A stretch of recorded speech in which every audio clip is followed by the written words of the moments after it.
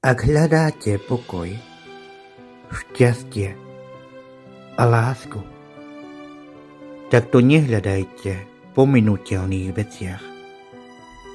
Lebo nie všetko, čo vám ponúka tento svet, nie všetko, po čom túži vaše srdce, je dobré a správne.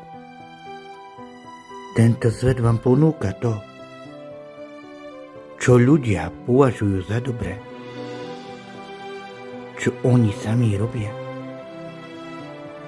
a nepokladajú to za zlé a už vôbec nie za hriech.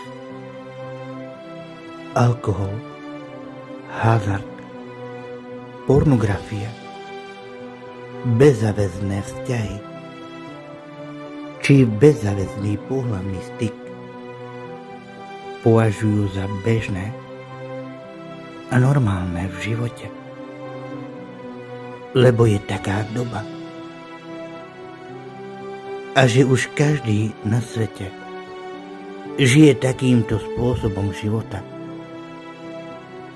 Ale je to dobré pre vašu dušu. Aj Boh to všetko pokladá za dobré. Aj Boh pokladá alkohol, hazard, bezzáväzné vzťahy či bezzáväzný pohlavný styk za dobré? Určite nie. To len človek to všetko ospravedlňuje. To len človek to všetko schvaľuje, lebo sa nemieni vzdať tohto spôsobu života. Amen.